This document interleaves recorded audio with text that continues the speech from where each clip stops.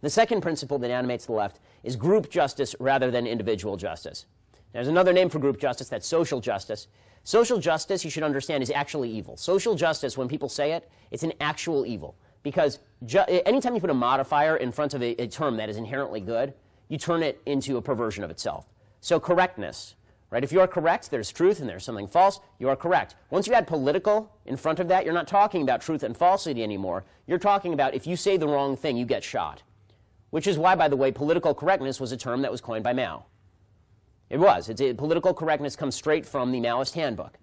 And the same thing is true of social justice. Justice is a good. You do something, it's either good or it's bad, and you get what you deserve. That's what justice is.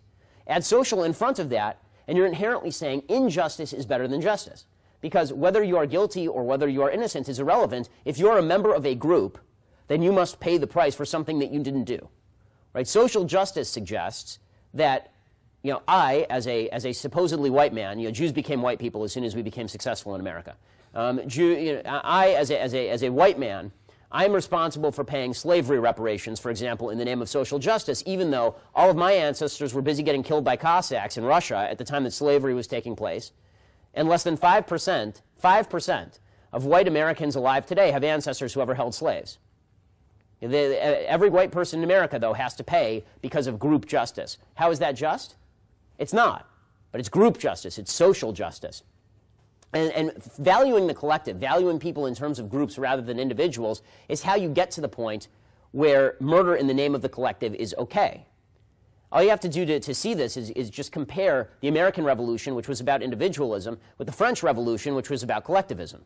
Right? The American Revolution, John Adams wrote in the Declaration of Rights for the Commonwealth of Massachusetts, he specifically wrote about all men being born free and equal with certain inalienable rights.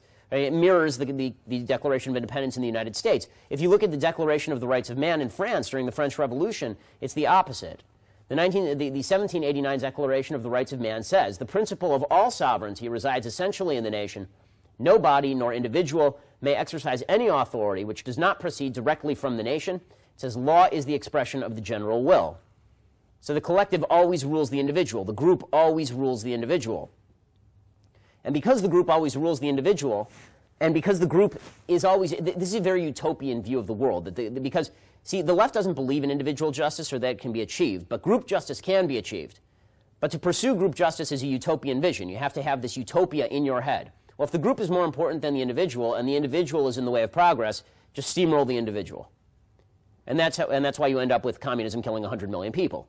Because the bottom line is that if you are seeking equality of outcome on a group level, and somebody is an outlier, well, they're standing in front of the machine, and they have to go. Individuals are either tools of the regime or they are obstacles to the regime.